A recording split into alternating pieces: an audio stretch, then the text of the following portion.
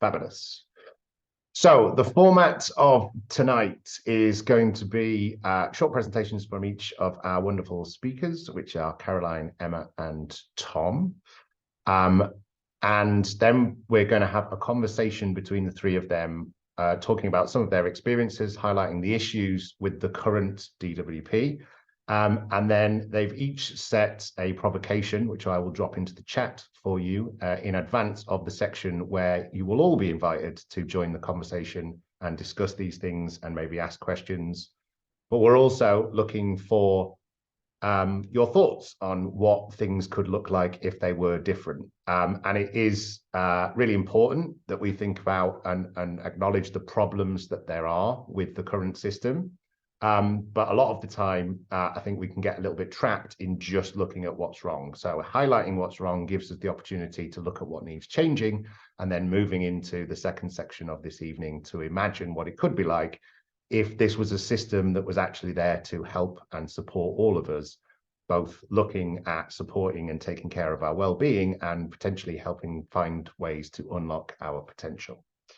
So, Tom, I believe you have been elected to go first. So if it's okay, I will hand over to you for your section. Sure. Hi, everyone, and thanks for having me and for joining tonight. So I have worked kind of on and around mental health for the last kind of 13, 14 years. So thinking specifically about policy that impacts on people's mental health, but not necessarily about mental health services, more about kind of things around that in people's lives that kind of shape their well-being and their prospects. And so obviously in that space, DW&P plays a huge role. And a lot of my work's been on how the benefit system functions or doesn't function, particularly for people with mental health problems. And I did that for a long time at an organization called Mind. And then in 2016, I think it was, I was asked to go on secondment to DW&P to advise them around mental health for a year initially. Ended up being 18 months. And I kind of wasn't sure whether to do it and ummed and eventually decided that it, had some potential and also would be a very interesting look inside this organization that I've been trying to sort of influence from the outside for a long time. So I went and spent 18 months there. And when I came out, I wrote a report for an organization called Demos, a think tank called Demos, basically saying that what I'd seen inside DW&P made me very pessimistic, not just about kind of how current policy operates, but the scope to even change that and to influence DW&P within its current form to do the things that I feel it needs to do. And there were three main things that I'll quickly run through that I wrote about in that report. The first is that DW&P, I think, just intrinsically sees people through this lens of benefit claimants first and foremost. It sees people as claimants and it defines their relationship with people in terms of people's responsibilities as claimants. And I just think that is a fundamental barrier to creating the kind of trusting, supportive, co-produced relationships and plans of action that are necessary, particularly to support people with kind of greater barriers to work. The second thing is it's one of the few government departments left that actually runs what it designs. So, you think about something like the Department of Health, it doesn't actually directly run the NHS. That's run by NHS England and individual trusts. It's only really DW&P in the Home Office, and it's why those departments are much bigger than any other departments. And I think there's something about being so immersed in their current infrastructure and way of doing things that makes it very hard for people who work within DW&P to see outside of those parameters. And a huge amount of people who work on policy within the national office of DW&P have come up through working in job centres and benefit centres. And so I think there's just a real kind of closed mindset around how things can be done. And then finally, I think even if you could change things sufficiently so that you weren't just doing it within the current framework and you weren't doing it entirely through this lens of thinking about people as benefit claimants, the lack of trust between people who DW&P is supposed to be supporting is so significant that it just undermines any real potential for change. And that's particularly true the almost kind of the more barriers people face and the more complex their situation is, the lower those levels of trust tend to be, because they've often had particularly difficult interactions with DW&P around things like work capability assessments. And a lot of this is kind of driven by political pressure, which is focused on trying to save money and seeing DW&P as kind of a money saving department. And so a lot of it is about how do you move people off benefits rather than how do you kind of support people to be well and fulfill their potential in the way that, you know, this event is looking at. So it ends up being very short-sighted in the kind of objectives and the approaches. And all I think it can really achieve in its current guise is essentially compliance. So the best they do from their perspective is getting people to turn up, you know, at the job centre and kind of do what's asked of them. And I think what you need, particularly when people face additional barriers, is genuine engagement. And I just don't think they're capable of achieving that. And the proposals that were announced last week around the budget and the white paper to essentially bring millions of ill and disabled people over time who are currently protected from being mandated to do things in order to maintain their benefit claim, those people could potentially come within scope of conditionality and sanctions. And for me, that just demonstrates a fundamental misunderstanding of what's lacking from the current system. That from DW&P's perspective, the big barrier to engaging with that group is that we can't mandate them to do stuff under the threat of sanction. And I'd say if you need to do that to get someone to engage, you've kind of lost the battle already. So to wrap up, I think, you know, there is potentially a huge amount that can be done within the areas that DW&P has notional responsibility for to help millions of people to live more secure and fulfilling lives. But I just don't think within the kind of current form of DW&P and its current culture and way of thinking, it's either willing or able to fulfill that potential in any meaningful way. Wonderful. Thank you very much, Tom. That was really useful for kind of centering us in a lot of the issues that I think that we all feel, but don't necessarily have first-hand experience, but also a lot of people will be on the blunt end of kind of suffering that. So really appreciate it. Emma, would you like to give us your introductory thoughts? Hi everyone. Oh, that was really interesting, Tom. My name is Emma. I work for Clean Slate, which is a CIC that supports households on low incomes to be better off.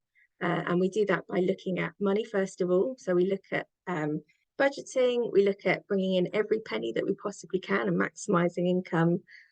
We look at work as one of the ways that you might maximise your income. And we use the internet to do both of those things. So we link digital and financial inclusion, specifically targeting our service at households that are on very small incomes. And we've got a range of digital tools that we use, and we've got a load of free to use online resources that are available to everybody. But we also have a guided service. So we work alongside people for quite a short time, quite an intensive 12-month service, up to 12 weeks, service that we offer. So our goal is to support people to be better off in any way that we possibly can, and in any way that is defined by them. So my background is that I have been a support worker for a long time. So I'm here to represent that perspective, the perspective of somebody who works alongside people who are having to engage with the benefits and the welfare system in some way. So I think it's important to note that I'm not coming here with lived experience of those issues, but just having worked for about 20 years now with lots and lots of different people who have experienced these issues firsthand. So just to talk quickly about the real goal of what we're doing when we support people to be better off is essentially we want people to have enough money. And we want them to have a really specific amount of money, which is that we want them to be able to meet their very basic and essential needs. And we want them to be able to save so that you've got a little bit of resilience for the future if your circumstances change. We want people to be able to escape that lobster pot of scarcity, which we sometimes call the poverty premium, which is where it's a term for all of the ways in which it costs more to be poor. So there are lots of ways to describe that, lots of examples, but one really good one is that if you have a washing machine and it breaks and you don't have enough money in savings to fix it or get a new one quickly, then you end up spending lots and lots of money going to the laundrette. And so it ends up actually costing you more because you didn't have enough money for a new washing machine. Just one example of many.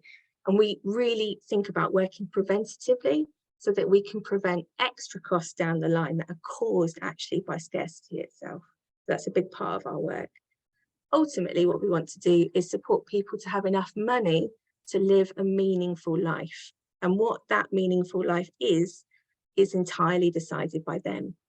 So it might be accessing paid work or better paid work. It might be training, it might be education, it might be having a holiday regularly, it might be seeing more of your family, it might be contributing to your community in other ways. Whatever it is, it's decided by that person.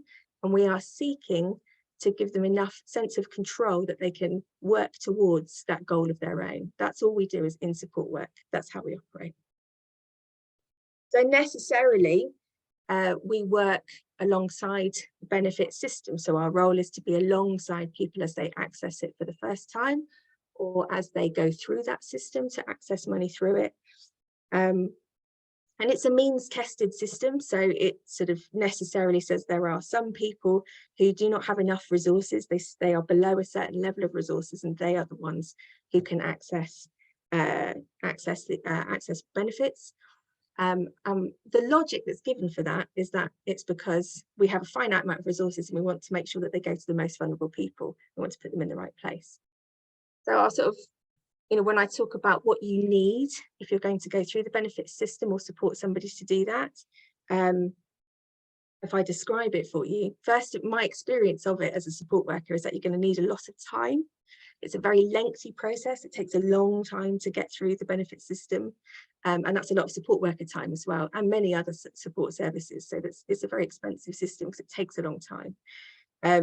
You're going to need a lot of mental capacity because it's a really confusing system. And I haven't got time to get into how it's confusing, but there's lots of parts of it. They don't talk to each other very much. There's not a great deal of flow of information. It's quite opaque. You don't get a clear sense of everything that you're dealing with all at once. So you need to be really in tip-top, sort of feeling very well and capable in order to process all of the information that you get. And you need a lot of emotional resilience because it's a system that requires things of you, and it can be punitive if you don't meet those requirements, even if you don't necessarily understand what they are. So you need resilience, you need capacity, you need lots and lots of time. You better like Vivaldi because you're going to be on hold for a long time speaking to the Universal Credit Helpline. You also need Wi-Fi, you need to be able to have your money monthly, you've got to be able to get your money in arrears, you need a working bus system so you can get to the job centre easily.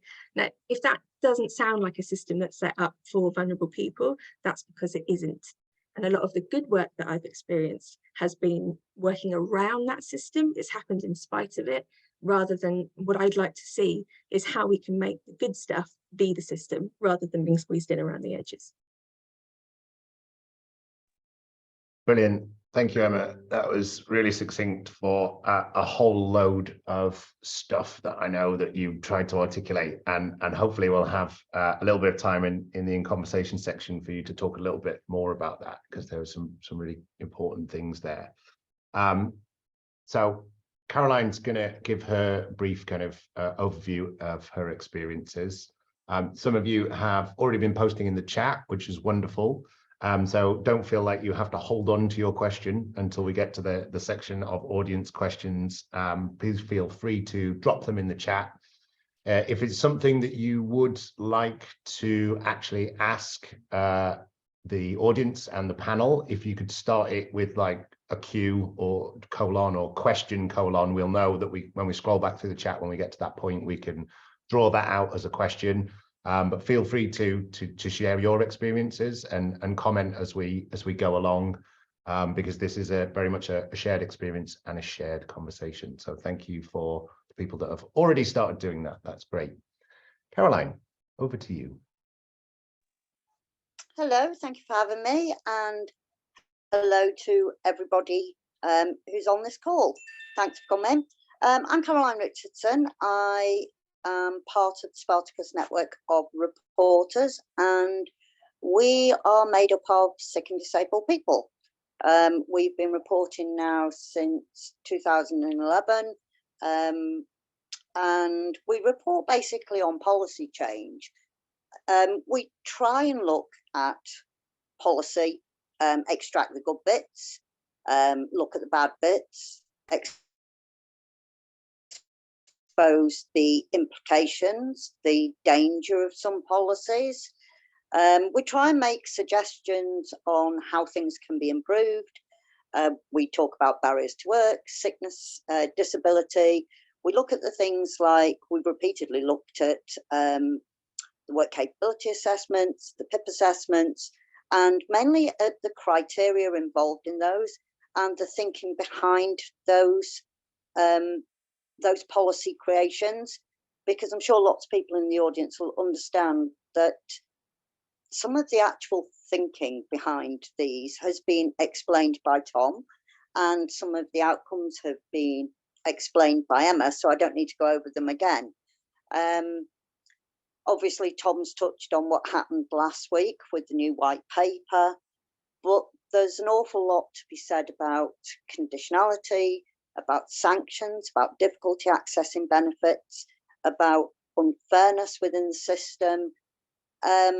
So perhaps we can talk about that. I also work with Simon Duffy on creating a universal basic income from the perspective of someone with a disability who has difficulty sustaining work, which is a huge problem with our very inflexible benefit system, that not being able to sustain work, for a lot of people, universal credit or employment and support allowance, whatever it is that you're on, makes you very, very susceptible, and it isn't a smooth path. So it's about thinking about, let's smooth out all these bumps, because this is, for the majority of people who have to encounter it, an incredibly rocky road full of very nasty potholes, complete leg breakers, to be honest. So yeah, that's me. That's what I do, and that's why I'm here.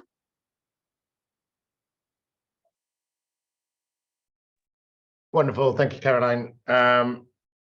Yeah, I think it'd be really good to hear probably a little bit more in some of the conversation and the later sections about the UBI Plus model that you and Simon have been working on. I will also share links to that for anyone who hasn't come across that before, because it's really important for the people that you mentioned, but I think it's really important for all of us in terms of how we make this actually work in reality.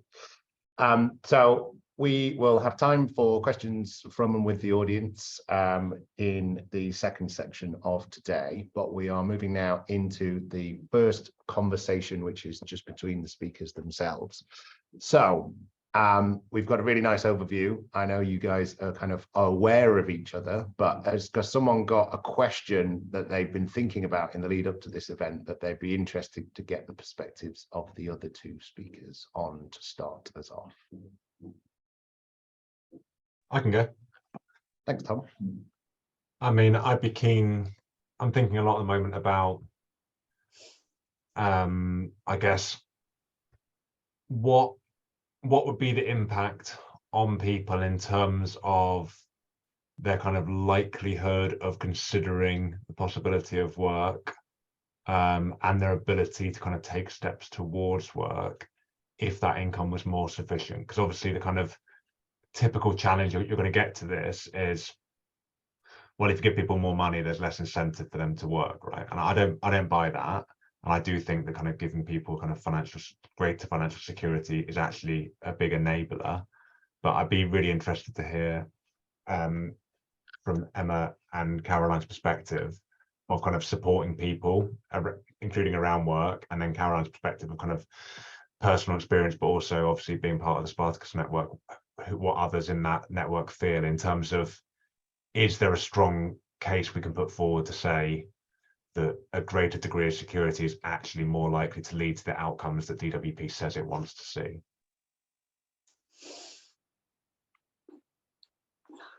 I'm unmuted. I'm sorry for sniffing there really loudly.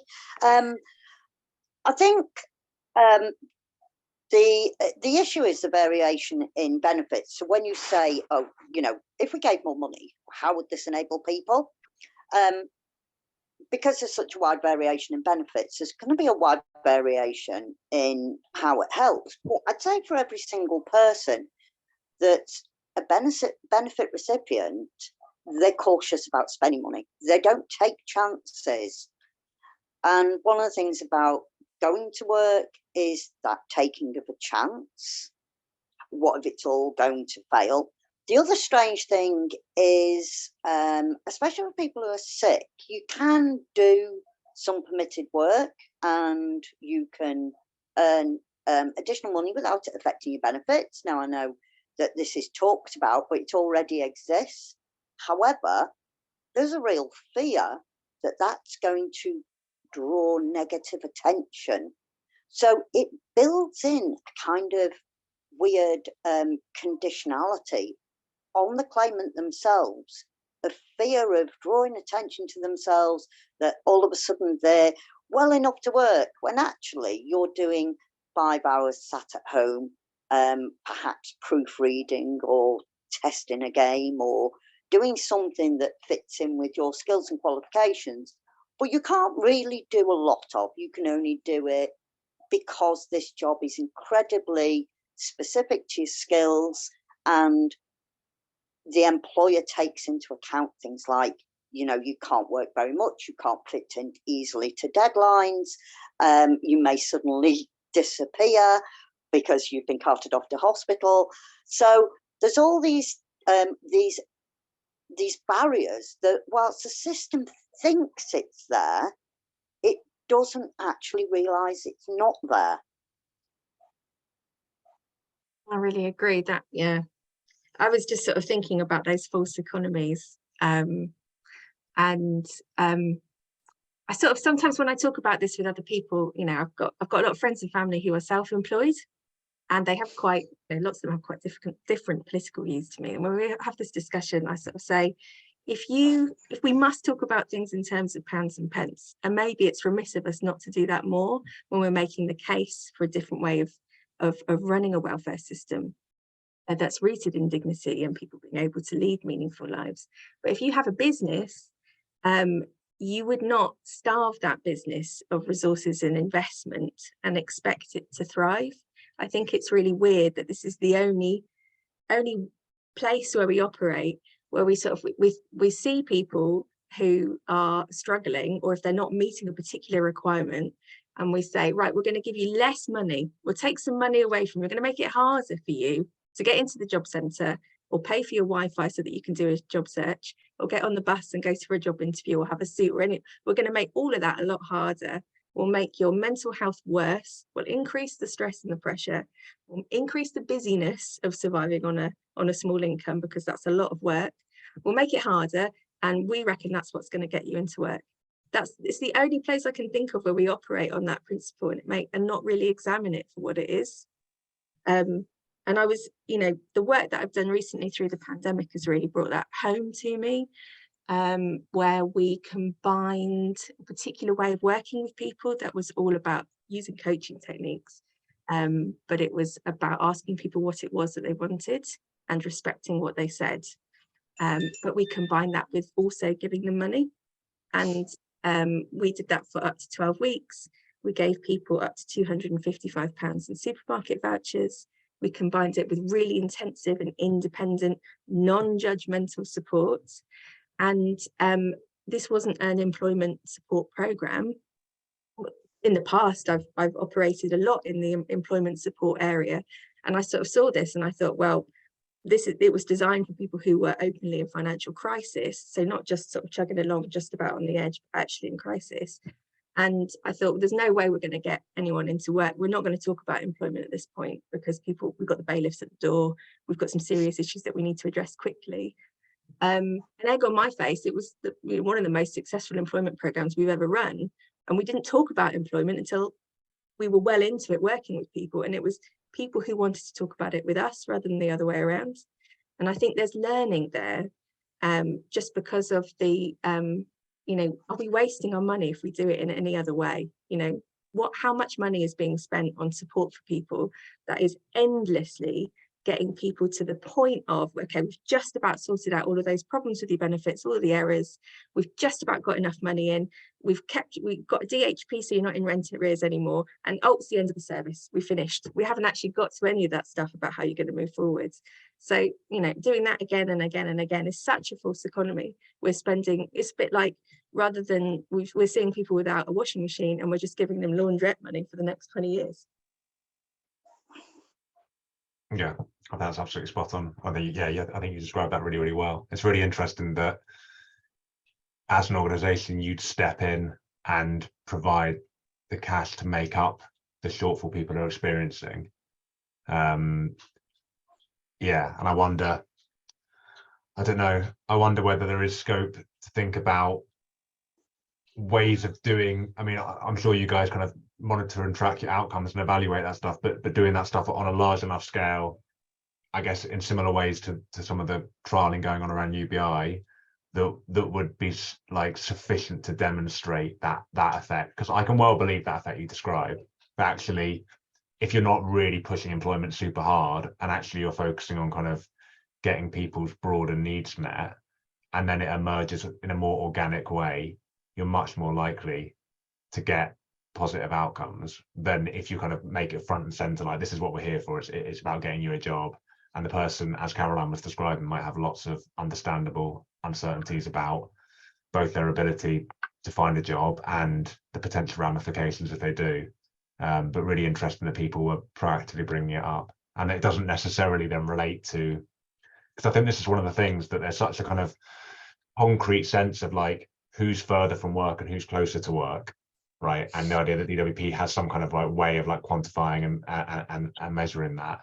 And I think in reality, it's nowhere near as linear as that. It's much more about, you know, are you there for the person at the right time when they're ready to have that conversation? And are you kind of someone they can trust? And do you then have the ability to follow up and offer the support they want, rather than it being this kind of like, you're here, you're here, you're here. But understandably, because of how confrontational and risky the benefit system is, like that ends up being reflected back to DW&P, that people who are kind of have more at stake probably do end up seeming just further from work, whereas actually if you reframe the whole system, that scale of like distance from work might fall away a little bit or might look very different. Yeah. I think there's, sorry, I think there's a degree of entrenchment goes on through fear. And there's all sorts of little things that feed into this, like making people wait for universal credit when they probably haven't come out of a job as an international banker. They've probably come out of a minimum wage, possibly part-time job, or they've come out of a relationship. Something's gone not good. And all of a sudden it's like, well, you're going to have to wait for some money. Then having waited for some money, they get offered a job and they're a bit like, not yet financially balanced. So I'm actually going to be pouring work until I get paid, and the job's only for 3 months. And then they go into a repeat cycle of they've not been in a very well-paid job, and they're back into a repeat cycle. So they may not want to take that job. And this is part of the thing with the DW&P, as Tom was saying earlier, is they don't seem to have any real idea of the reality, the lived experience, the lived life. And they put these barriers up, financial barriers, for people who are incredibly poor, and then expect people to take a risk. I remember Ian Duncan Smith talking about, you can take a risk and start a business. And it's like, I can't boil a kettle. I'm sorry, but, I really damaged my arm lifting a pint of milk.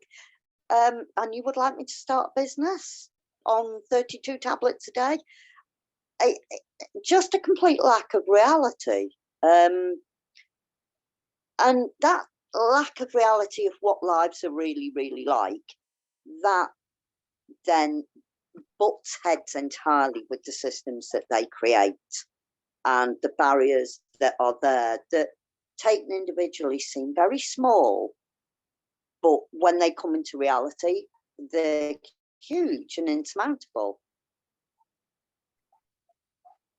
I was just going to say as well, off the back of what you're saying, Caroline, is about there's so much talk about what people are going to do to get into work, like, and where they are in relation to work, which is never moving. We don't have any expectations on employers to move closer to where people are in order to release the enormous potential of those people who are skilled and clever and resilient enough to survive on a small income for long periods of time and survive in the system for a long period of time. The organisation I work for, Clean Slate, so we hire the people who have lived experience. So the people who are delivering support are experts, they know what they're talking about.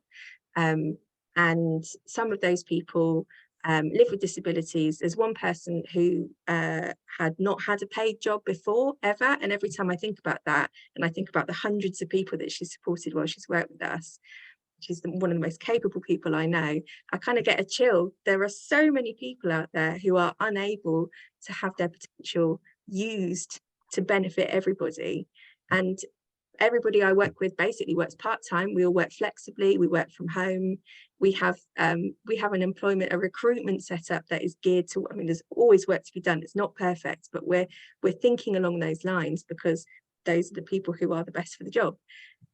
So what are employers doing? What sanctions are there for employers that do not operate in this way? No ifs, no buts. Where is your part-time work from home contingent within your workforce? Who's on the boards who has lived experience of these issues? So I think it's it's easy to slip into the mindset of like, what are these people going to do to get into work, rather than how is society going to work better to release their potential? Yeah, that was a question I asked last week. Last week was, who's mandating employers to employ people who are sick, flaky? I don't think anybody in my community would object to being described as flaky. But no one mandates employers. It's like there are jobs out there. You can work from home now. It's been proved. It was, but we're still not ticking enough boxes, and there's still nobody saying, you have to employ this person. So they don't, because they're not going to. Yeah, there's something interesting as well. I don't know if you saw, I can't remember her name at the FT, Sarah O'Connor, the Financial Times, has been writing some really interesting stuff, particularly around kind of economic inactivity. But it's quite interesting to have, a paper like that you wouldn't necessarily think of being a kind of insightful and progressive on this side of things. But she was talking today about actually a lot of employers kind of disengaging from the kind of job center route to try to recruit people, because they end up just getting loads of applications from people who are being forced to apply for stuff. And they're saying, we don't really get a good pool of applicants through that. And we know that people are kind of being pushed to do it. So in some ways, you then get this disconnect between this system that people are kind of required to engage with and to show that they're engaging with, and actually where the kind of more interesting, fulfilling, and probably potentially more flexible jobs sit, actually then kind of are entirely disengaged from that system, and what you're left with is kind of very low skill, low paid, precarious work, and that's all that is available through that kind of JCP pathway. But yeah, I think you're right. There's something really interesting around how much of this, the whole narrative around this is essentially that it's people's individual responsibility to address their circumstances. And there's a complete lack of acknowledgement of, as Emma's describing, like how difficult those circumstances are actually made by government, and a complete lack of acknowledgement of how hard it is for people to find appropriate, supportive, receptive work when they have these additional barriers. So I think you could totally flip the whole conversation on its head and start from the perspective of what would it actually take to genuinely support, you know, at a much greater scale, lots of people who face additional barriers in particular, but, you know, the broader population of people who are unemployed as well, into work that is going to be kind of fulfilling and sustainable, and is going to offer the opportunity of progression and training and skills and all that sort of stuff, and actually have a much more kind of rich conversation around what employment could be, rather than just get off benefits. It's the idea of good jobs, and when you look in your locality and you find that there aren't actually good jobs, there's low paid jobs, there's some part-time jobs, there's some low skill jobs, but I feel like I'm a teenager again, of leaving school in the middle of a huge sort of jobs recession and moving to London. Go to where the good jobs are, because the good jobs aren't near you. That's never addressed. It's like, if only there were the good jobs to apply for. I've kind of downscaled from applying for jobs with Sellafield to applying for jobs answering the telephone. And a couple of weeks ago, I got an email saying, your CV is fantastic. However, we can't reduce the job from 25 hours a week to 12. It was like, well, you could put 2 12-hour jobs up. Do a job share. Yeah, get 2 people. Yeah, but there was no flexibility at all whatsoever. And you just think, this isn't even a good job. I've just been turned down for. This is really not a good job for someone who, you know, it was working for a renewable energy sector, it was booking appointments, and I'm an engineer. I went to Warwick, I did engineering, and I did renewable energies, and for someone to say, wow, that's an amazing CV, but no, we don't want you for 12 hours a week. And you're like, okay, I shall crawl away. Gradually, I think a lot of people who become sick get this situation where they're constantly on snakes and ladders, but all the ladders have been taken away. So every job is a snake that they go down. They reduce their hours, they reduce the demands of the job, till eventually they can't even do the smallest of jobs, the simplest of jobs. And then it like say, it's snakes and ladders with no ladders. You can't climb back up. I always think that this is a system at the moment. I know we should be sort of talking about alternatives, but the thing to avoid is that this is a system that actually says to everybody that you are responsible for everything. So you've got to do everything that we're asking of you, no matter how difficult or impossible it might be, but you're also capable of nothing at the same time. So it's that sort of like, you know, dual attitude that you see. And I always think of, you know, doing community work. I've lost track of the number of community kitchens and children's charities and sort of community spaces that are run by women who are often single parents who are accessing welfare at the same time and juggling all of that, all the childcare, and they're operating everything on the tiniest of budgets. And you know what they're being told is, well, if you're lucky, you should be getting a part-time minimum wage job, or maybe in early years where you get £3.50 per child or whatever it is. Whereas, and I always think of Test and Trace and how much that costs. And I thought you should have put those women who run the community kitchen in charge, because they would have done it for 60 quid and there would have been enough for a craft session afterwards. There is nothing they don't know about operating things on a small budget. They know about scarcity. They should be writing the policy, and instead they're just on the receiving end of it. So I think, you know, there's riches. The scarcity mentality is that, you know, we're always talking about what we lack. I think in policy as well, that's the sense is that that we don't have much, we don't have enough. And we use phrases like economically inactive for those women, which is so very far away from understanding the wealth that we are sitting upon in terms of the people who live in our communities. So we need to sort of flip that mindset a bit. I was going to ask a question actually. Have I got time to ask a question? Lost track of where we are. Absolutely. I think a lot about cost because I work in money, and I have a hunch that the true cost of a not functioning welfare system is being missed. And I think a lot about health in that sense. And when I think about where policy is being written, I don't know how much about how it's written, but a lot of the people that we support live with disabilities. They also live with mental health issues that are caused by living in scarcity for a very long time. And they also live with the physical impact of poor housing, poor food, poor living conditions. And, you know, the policy that is written somewhere else is written in the bodies of the people that we support who've been living with the impact of these policies for a long time. What do you think we're missing in terms of the cost of that? What is it really costing us when we force people below the poverty line and below their basic needs?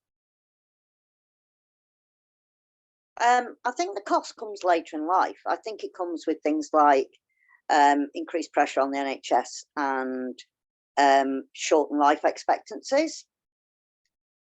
And so at that point, although you're economically inactive, you're within the retired section. I was reading a very powerful piece about the Glasgow effect and the life expectancies, and the life expectancies are such that, you know, if someone's not going to retire, you can pretty much guarantee there's someone in the Treasury rubbing their hands with glee. Let's not imagine that this is in any way a system that wants us to all have long, happy retirements. It doesn't. It keeps increasing the retirement age. But it is pushing people into increasing in ill health. If you're watching Every Penny, as you know, Emma, then you're buying cheap food. You're not buying, there's no way you're buying 10 portions of fruits and veg, you know, you're really not. When we have food banks crying out for food that doesn't have to be cooked, yeah, there's something to be said for having a tin of tuna from the food bank. It's a protein source. What are you balancing it with? It is, no one can do well on poverty. People can do well on little if they've made choices and they're in environments that allow them to do this. If I had 2 acres of greenhouses, I could be growing enough fruit and veg to keep myself. I could, you know, make sure that I was eating well. If I had a ground source heat pump, I wouldn't have any bills. I can do without money, but you can't do without, you can't thrive in poverty when you take poverty as being the poverty of everything, not just the poverty of money, the poverty of lived experience, the poverty of being comfortable, the poverty of being warm, the poverty of having access to adequate nutrition. You don't necessarily need the money as long as you've got the whole support of everything else. Is all the other boxes are ticked. Okay, you're not going to go on Wish and buy something plastic from China to make you happy for 10 minutes. You're not. And if you're a very compulsive shopper of things because they make you happy, you're not going to thrive. You're not going to feel good.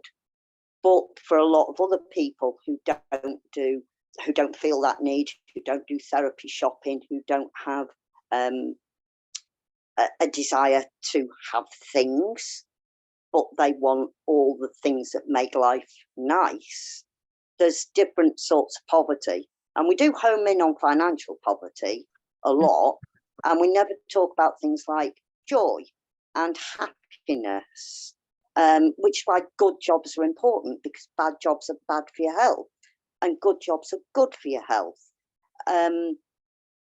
But you even look at people in work. and under the benefits system. They're not, because of the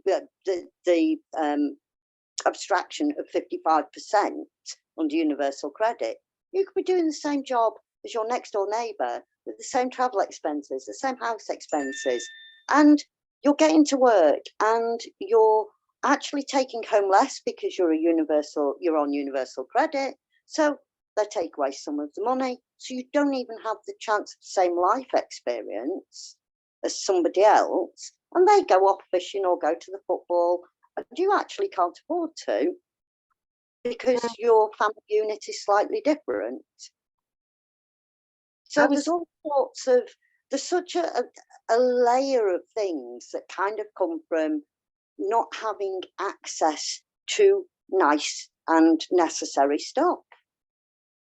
I was thinking about this. I'll bring Tom in as well, because what we measured when we were running our program, where we gave people money and we gave them a particular kind of support, we were blindsided a bit because some of the outcomes we weren't expecting.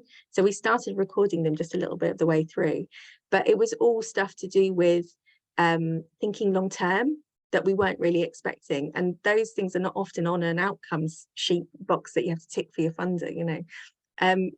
And I was sort of thinking about this in terms of how you cost out the benefits of working in this way, and also how we measure success of a system.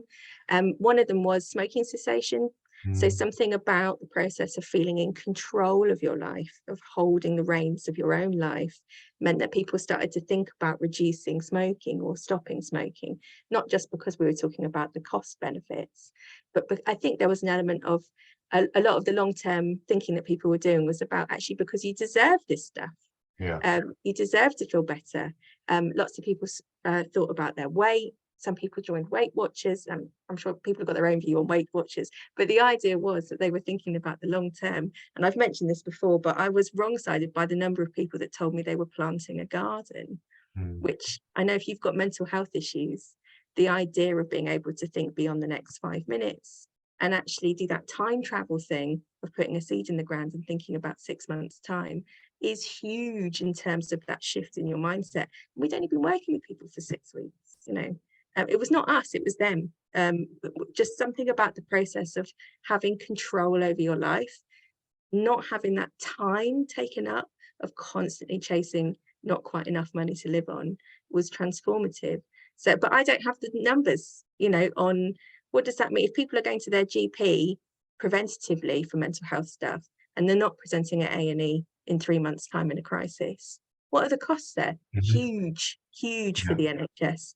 Who's thinking in this way in terms of identifying actually when you strip away benefits from people, that's like the equivalent of taking out a payday loan in a crisis as far as the government is concerned, because there is a high interest on that money and we're going to pay it later on. Tom, I don't know if you have sort of more on the numbers on that. No, it's really powerful and it's interesting. So I do a day a week in a mental health crisis team. So after leaving the DW&P, I was kind of a bit disillusioned with policy world, and I retrained as a mental health social worker and worked in the NHS for a few years, and now I kind of do a mixture of the two. But so much, particularly when I was doing care coordination, which is like long-term support of people with long-term severe mental health problems, and these are people of working age. So much kind of staff time was taking up dealing with benefits issues, and so much of people's headspace and a lot of the crises were related to benefits issues. So there's you could track costs across there. So I think the issue around the kind of tracking cost thing is one, something that appears on a health budget doesn't get tracked back to DW&P. So there's just a lack of like connection between the stuff being made at a high level.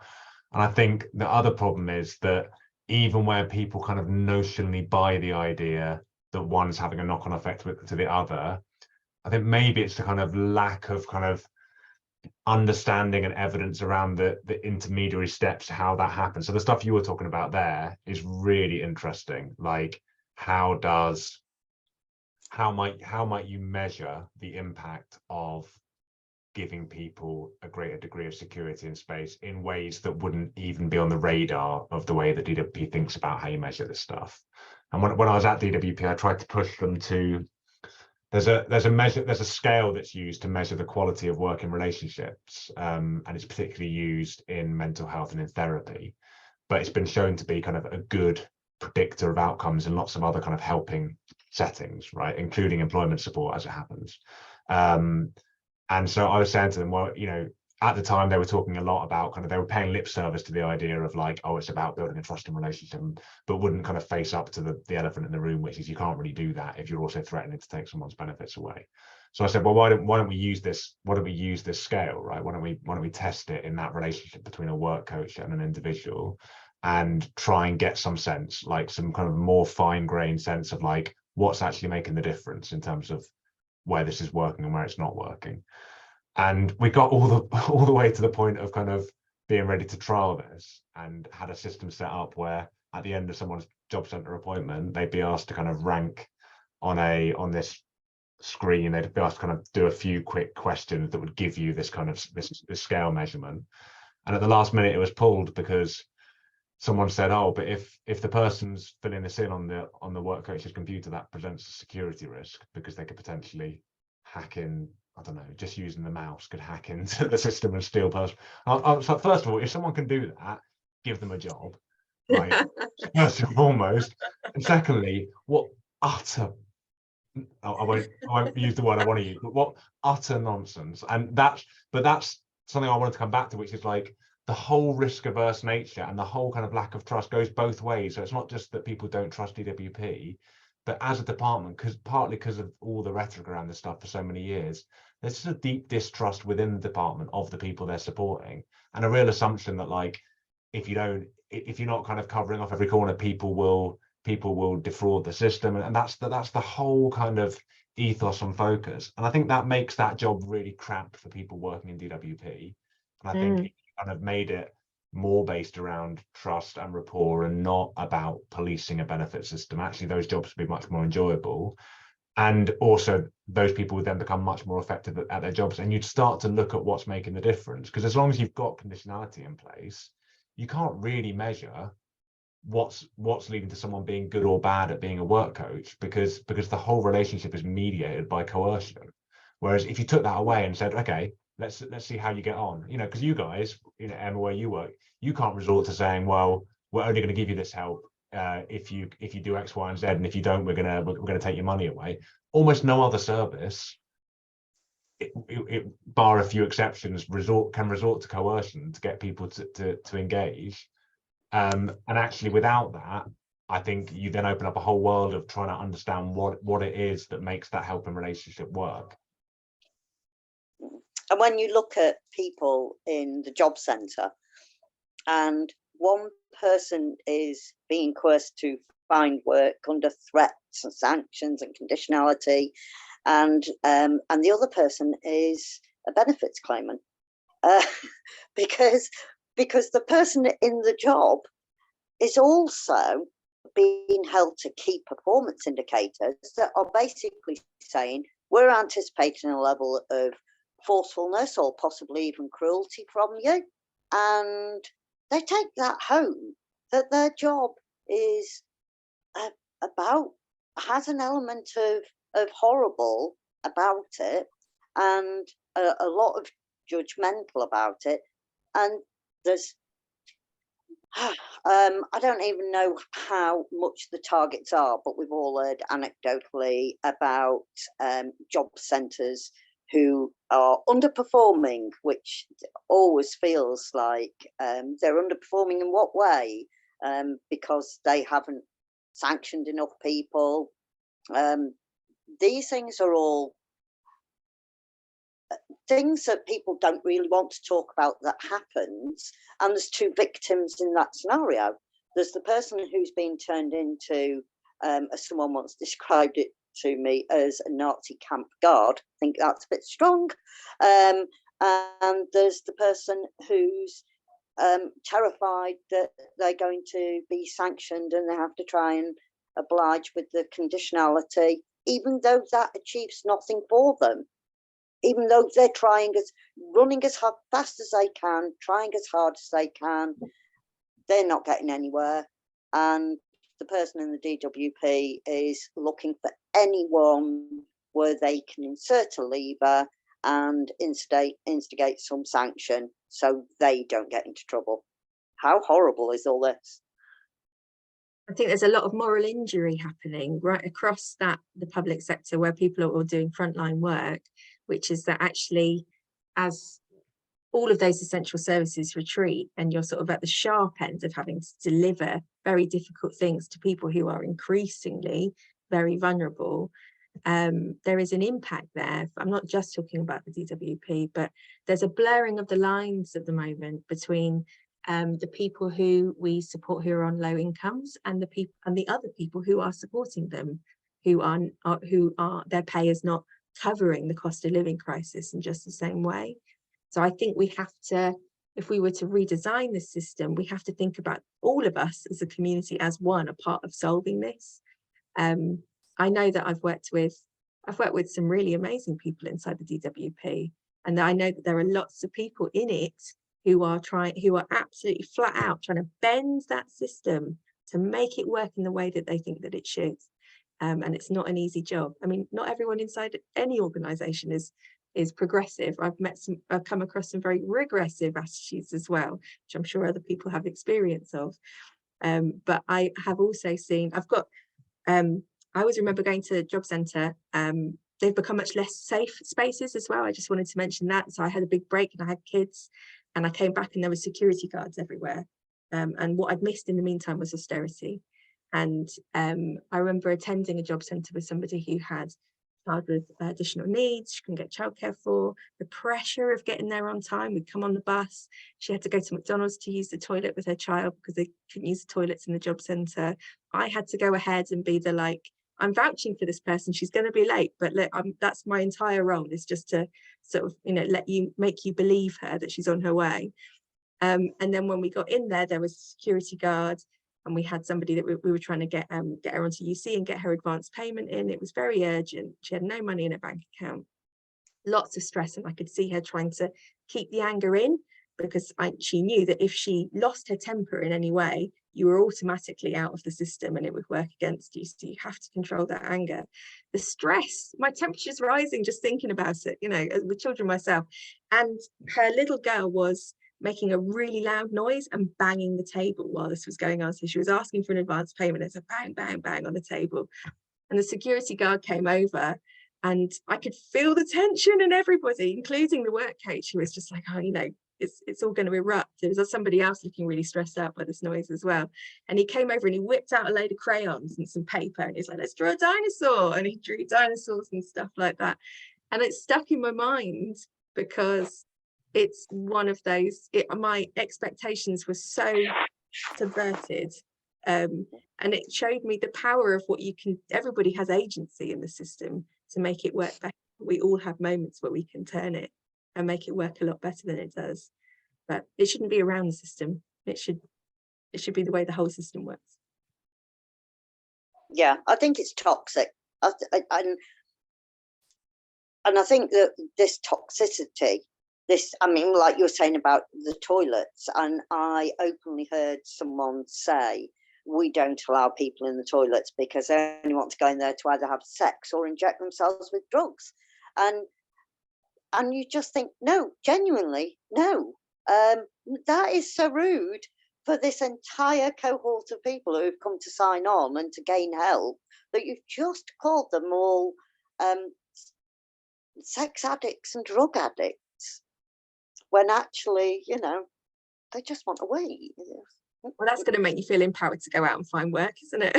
if that's the this is what I mean. This is toxicness that goes on.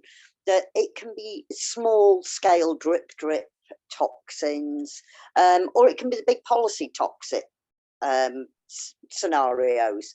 But it feels like all of it is riddled with toxicity, with poison, with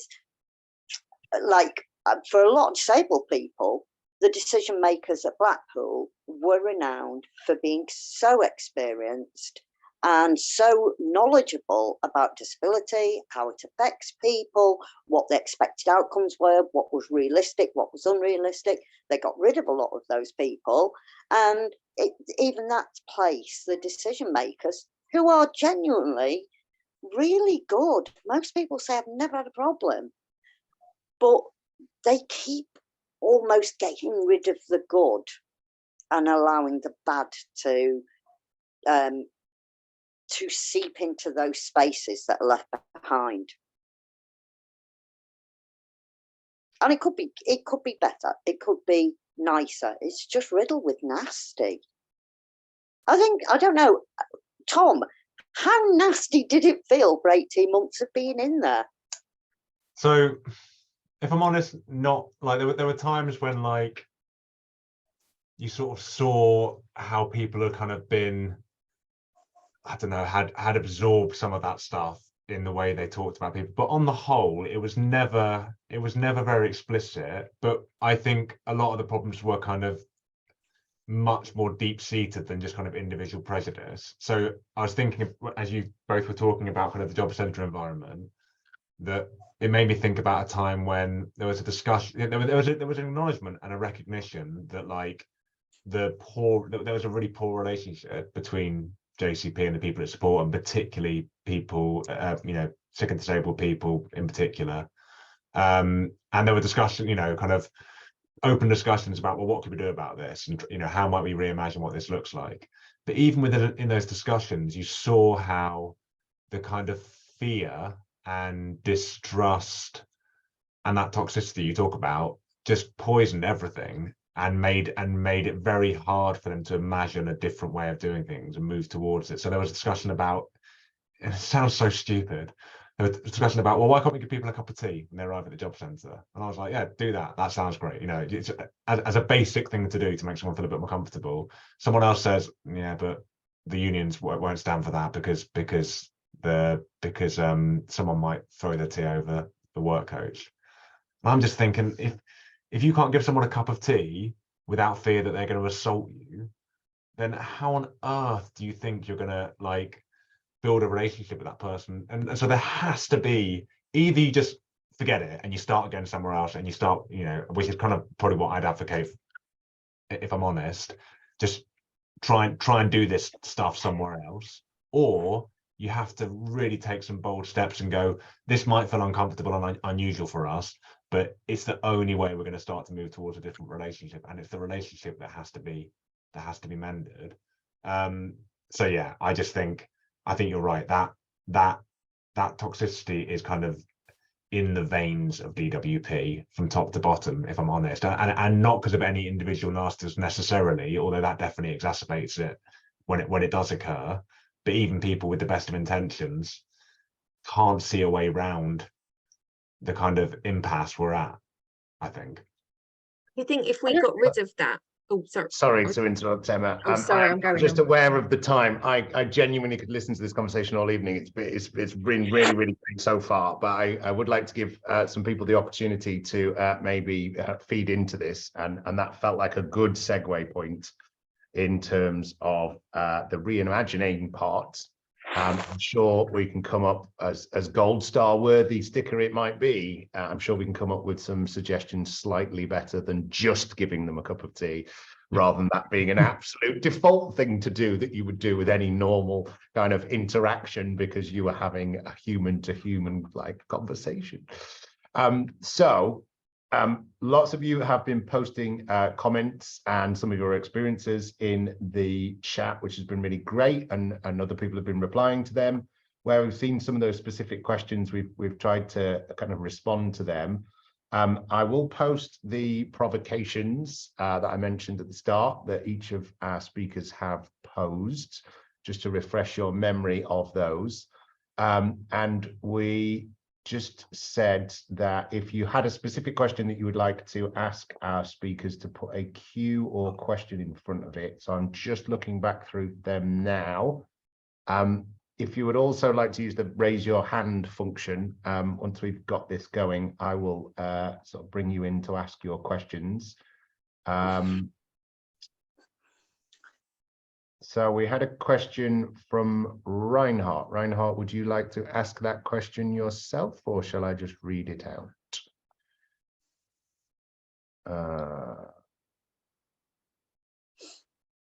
Just read it out, Johnny. It's fine. Cool. Because I asked 2 questions. So Okay. Well, the one I've got you... is, do people who work for the DW&P consider the money given to benefit recipients as investment in people, which prevents their ill health and allows people to find a suitable job? No.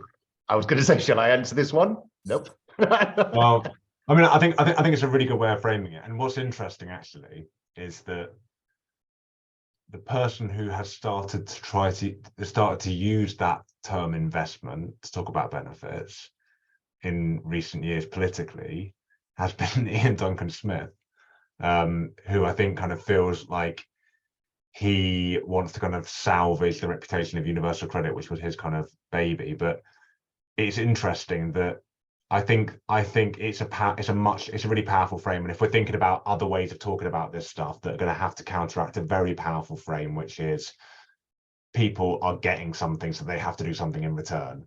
And we all suspect they're not going to do something in return. And if you give them too much money, they'll just stay at home and do nothing. So that's really powerful, partly because it's just been repeated and repeated and repeated for years, but also partly because it taps into what I think is a very instinctive fear people have about like non-reciprocation, right? So the idea that, you know, we as a society, we will have to like do our fair share. And there's a real like triggering of that frame when people talk about benefit claimants.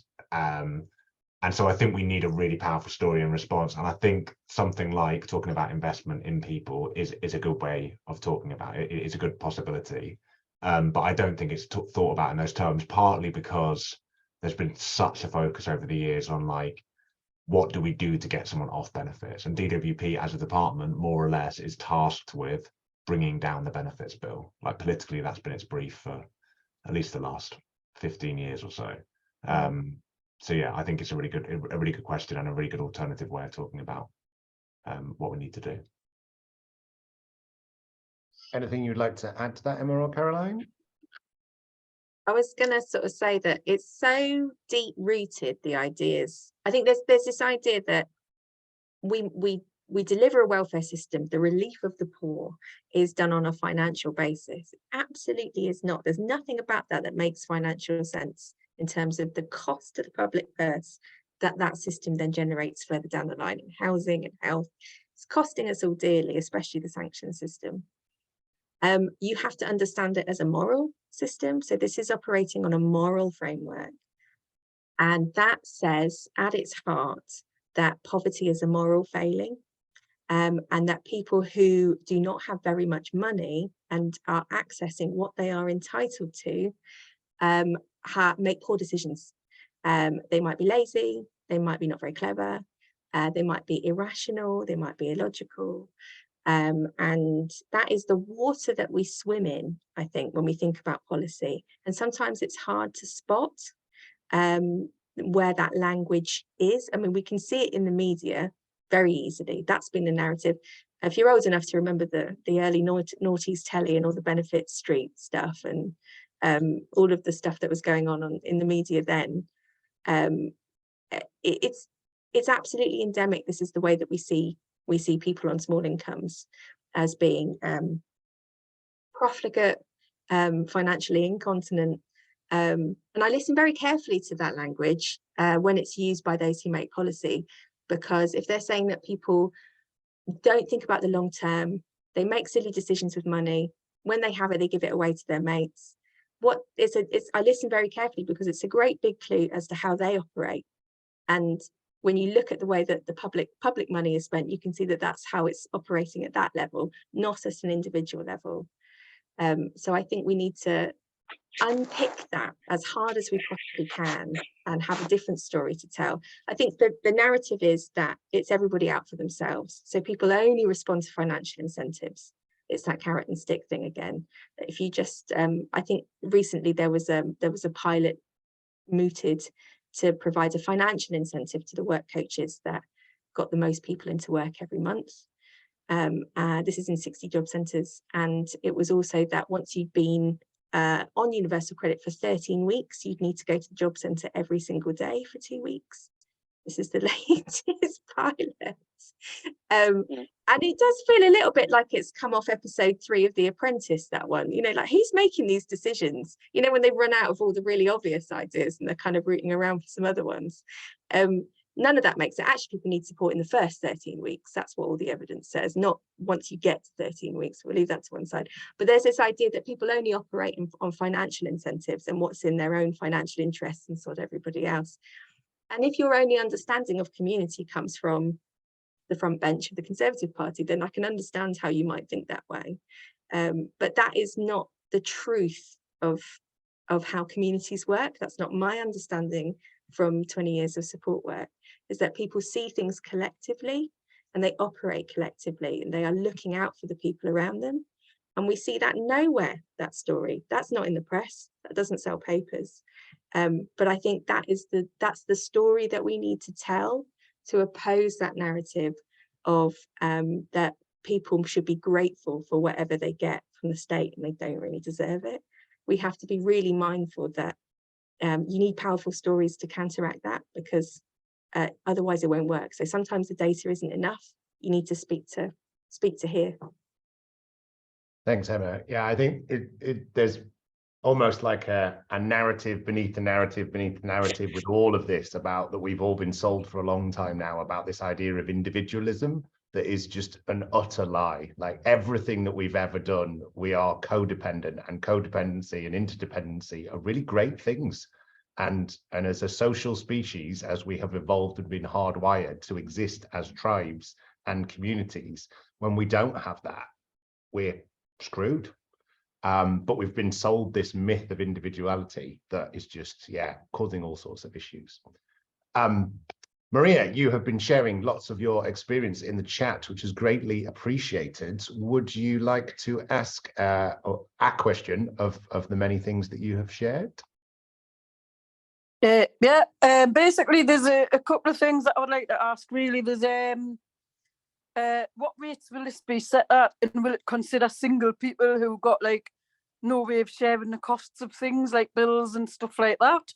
And will it consider people living semi-rurally, with travel expenses and stuff like that? Because we are on averages, and some of us are getting hit at every way possible, like shopping's dearer when you're semi-rural, buses are dearer, and even if you've got a disability pass, if you're going to go to work, it's going to cost you more on bus fare, right? It's £34 a year. GRF said it was £16 average, and mine's £34 a week, because I live between 3 different areas and we've only got one bus service an hour, and we're living in fear of being sanctioned with the DW&P because of things that are out of our control, such as our buses not turning up, and we're living in fear of them deciding that they're going to fine me for missing doctor's appointments when the bus doesn't turn up. And when you ring a taxi, there's no taxi available for 30 minutes. There's no how will this affect with disability financially? How will this affect with cost of housing financially? And that's basically my collection of questions. Sorry. That's great. Thank you very much, Maria. Caroline, I can see you nodding, and I've been chatting on enough. I'm gonna wait before I respond to that. These were the very questions that I thought about when I was talking with Simon about creating a UBI. That a lot of people would, when I first started in this, it was like a set amount for everyone and that'll be fine. And it was like, no, because it's supposed to cover everyone's universal basic needs.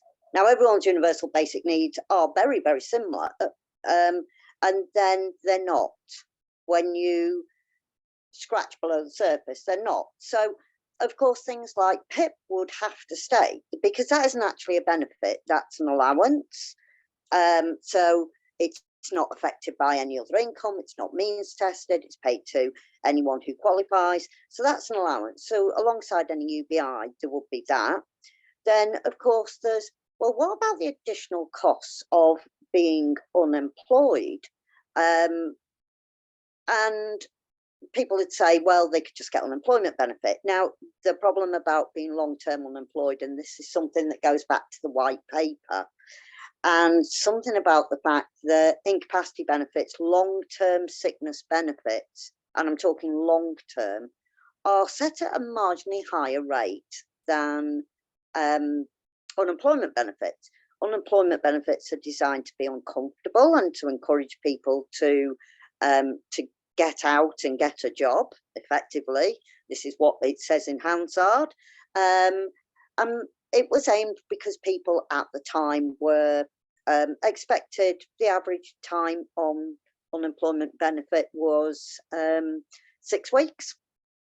But on sickness benefit, it can be forever how long your life is. It can be forever how long you're waiting on the NHS for an operation, but it's a long-term thing.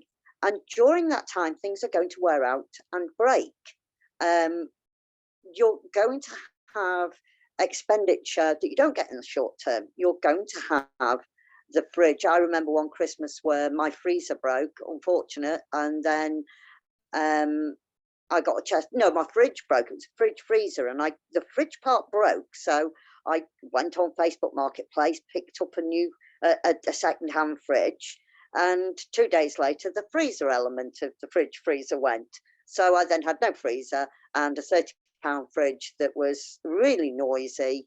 But at some point, post-Christmas, I could afford to replace them. So it's these things that break, that don't last forever. The mattress on your bed, or even the base of your bed, or your shower, or anything at all that wears out. Your clothes, your television going bang, your gas fire failing to work. All these sort of capital expenditure items in a house need replacing. So when I was looking at a UBI, it was like, well, there needs to be enough money in this system for people to replace goods in the same way that we do with any other long-term sickness. But then you also extend this to carers. How many carers are not working, whether they're caring for elderly parents or caring for children under 5, no childcare cover. Those people aren't able to access the employment market either, and they're still having things go badly wrong. So I was trying to design a system where those who have no requirement for work would also get a bolt on. And then it was like, this really looks like a very nice universal credit. This looks similar to what Ian Duncan Smith thought he was designing, only it's slightly more generous and it's paid to everyone, so we have no administration costs. So I'm kind of hoping that addresses some of the worries about UBI. Also entrapped in my UBI were things like participation and cultural payment, which gave you enough money every week to have a hobby, to go to football or an art gallery. And it also gave you, ironically, £30 a week for transport. So if you were going to work, you had the money for that transport to work, or to the entertainment, or to the beach, or whatever it was. Because there should always be some joy. There should be enough money left at the end of the month for some joy. And that matters whether you're in work or you're in benefits. And a UBI would give an opportunity for people to purchase a little bit of joy.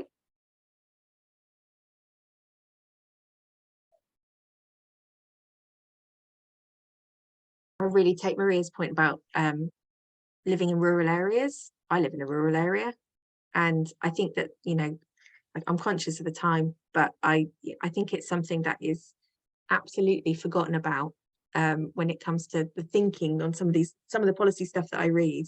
I still think, well, how is this going to work rurally? You know, where it's going to make you £40 a month poorer actually by the time you've taken the 3 buses that it requires to get there. And I was looking at that white paper about how conditionality and would be decided by individual work coaches. So they've gone from this idea that you've got absolutely no idea who's making the decisions. You've got like a firewall between the decision makers and the people who receive the money.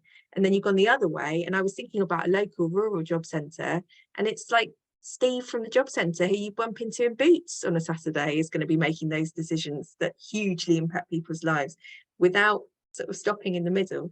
So I mean, it's a random example, but I really think that it's a very city-centric kind of way of thinking, and that maybe reflects the people who are writing these policies, and it needs to be thought about in a broader sense. Yes, very much. I cannot get to a job centre by 9 o'clock or even 9:30 from where I live. And where I lived previously, we had 2 buses a week. 2 buses a week, neither of which were wheelchair accessible. And the next bus, there was a bus, but it was a mile away. And that was quite regular. So they were like, well, there is that bus. It's like, there's no way I can get there. No. So, yeah, it's very city-centric, some of these ideas. If we had a universal payment that was made to everybody, quite apart from how it would fulfill one of my key criteria for actually what works, which is a sense that everybody is valued equally, that everybody has value. Can we imagine, what would we do with all that extra money where we haven't got anyone in the job centres? Nobody is policing people and like spending all of their time scrutinising and making sure that people are doing the things that they should. Can we imagine it? You know, what would we do with all that money? How would it work? What conversations would we have about work? And how much happiness would it be when we say, it's not a very nice job, it's a bit of a toxic job working in a job centre and having to sanction people. So let's relieve them of that burden. And as you say, what are the savings from removing all of these rules, regulations and enforcers? And we just gave people the money. What conversations would we have then? If all of my time as a support worker is just having these conversations. I just wanted to make the point as well that it really robs people of the urgency when you have something that's really life or death that's happened to you, and you have to then explain it in a very complex and bureaucratic way, and it's 3 years worth of errors and rectifying of errors. What that takes from you is the power of your story, and that's all of my time is spent doing that. What would those conversations sound like? What would we be talking about next if we weren't talking about getting people the very bare minimum, bare basics to live their lives?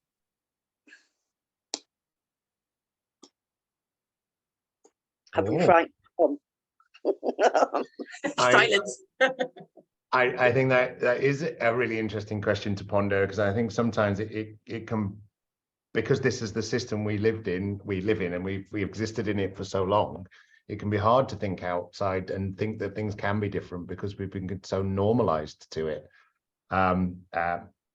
potentially hyper normalized, to take an Adam Curtis word, and that, yeah, reimagining something is not as easy as we think, and it almost feels bad to do it because it feels fantastical in comparison to what we expect it to be. But one has been so great about so much of the conversation tonight, we've kind of flipped between those two, kind of identifying the problems, and in identifying the problem, the imagined bit is just what we would do if we weren't in that context. It's not fantastical, it's not far-fetched, it's just not currently the way things are. So I am aware of the time. We are at the start of a conversation and a start of this series, and this is very much an event to kind of start speaking with people that we haven't spoken before, because what we're talking about here is a huge amount of reform and change. So I just want to say thank you for everyone's contributions this evening, and a huge thank you to all 3 of our speakers. I am going to mention the fact that we have another event in this series coming up, The next one is going to be focused on young people, that we are going to do in a similar way, focusing on what we think some of the issues are and how we might reimagine and look at listening to the voices of young people, and think about how perhaps the majority of us on the call this evening are collectively responsible for the world that has already been created for them to inherit, and taking some responsibility of maybe tweaking and changing that before we hand it over, but listening to them about what they think is important to that. So I will post the link to that for you to share. We will follow up with the links that have been shared in the chat tonight, and the video and the audio file, so that you're able to listen back to this again, because there's been so much wonderful conversation. But I am going to hand over to our speakers for a final thought from each of you that, yeah, maybe gives us at least a tiny bit of hope about how things could be different, even if we can't see the path to how that might be right now.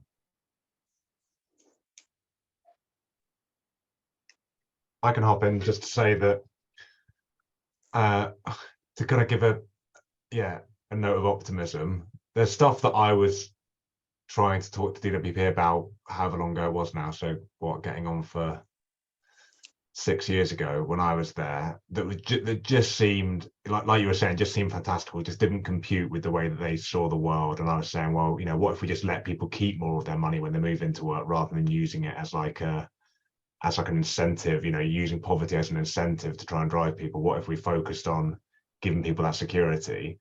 And for all the really worrying stuff that was announced last week, there was part of the announcement was about some recognition that actually allowing people to keep more of their money and not pulling it away or threatening to pull it away might be a way of helping people. And so I think within, you know, a debate that is still very toxic and is still really encumbered with really awful assumptions and like really fixed beliefs and ideas, this stuff is breaking through, and in some unlikely quarters as well, it's starting. My sense is that there are cracks in this kind of lumbering hulk of an institution and a kind of narrative that's dominated for so long. And I think though, you know, those cracks are ready to be exploited if we have, like Emma was saying earlier, kind of good stories to tell, good ideas, good alternatives.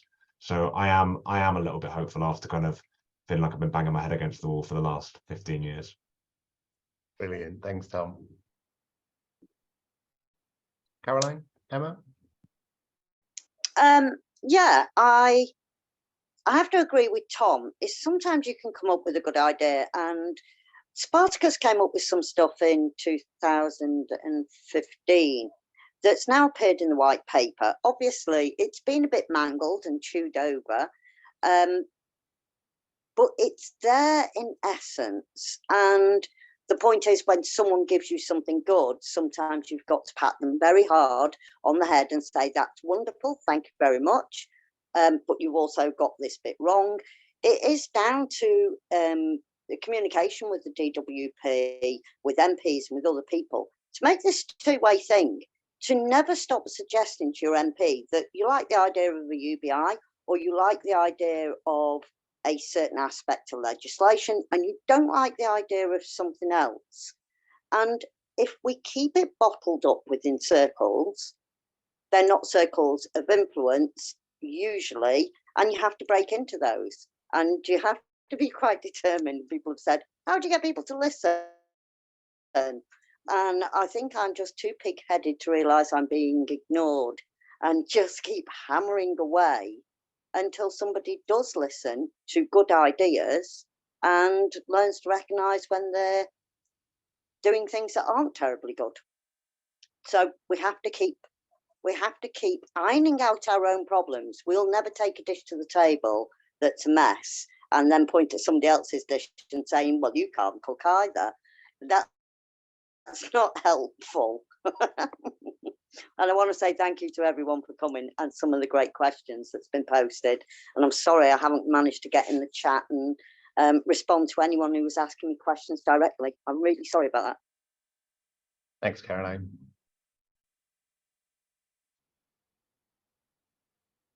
I'm gonna have to be quick. That's not like me. I just wanted to say, so I've been supporting people in various ways for 20 years now. And over the pandemic, I was looking at the notes from a local committee that was giving out money to people who were in need. And it said that the problem was that people didn't really know how to cook. They weren't using their money properly, and that they were in need of useful projects for them to be working on if they were going to receive benefits. And the benefits they were giving out from the parish, that was from a local parish near to me, and it was in 1825. And the language that was used was almost, I'd just come from a meeting about giving out welfare support money, and the language was identical. And I thought, oh my, how long have we been doing this? Like, how long have we been having these same discussions? And I thought about the only things that have actually made a difference to that power dynamic that's held within the way that we think about poor and rich people. And that is the schemes that have been universal, the NHS, free education for all. We will not change anything unless we change it for everybody. Nothing changes until we have universal schemes that treat everybody the same. And that is why I've decided to put my, few hours that I've got of an evening when I'm not sorting out the kids behind the wheel of universal basic income. I think we will be going around in circles for another 200 years, or at least until the sea levels rise. So we need to take action now, and it needs to be big. And it's not whether or not we can afford to, it's whether we can afford not to. So I guess that's my last thought. That was beautiful. Thank you very much, Emma, and thank you for all of those final thoughts, Caroline and Tom. Yeah, I think it's really important that we acknowledge the challenges, but don't give up hope, because the alternative, as challenging as it might seem, is just to accept the way that things are, and that would be horrible and almost impossible to do, I think, because that would just be letting go of everything. And like you say, Emma, like the change that we now look at as part of our standard existence at the time must have seemed utterly preposterous before it was a thing.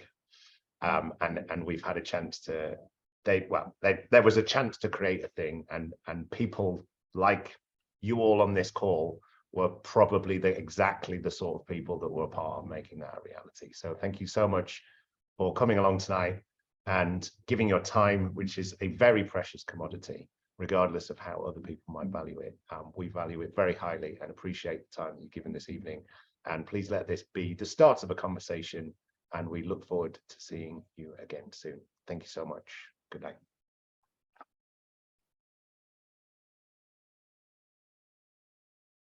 Thanks so much, everyone.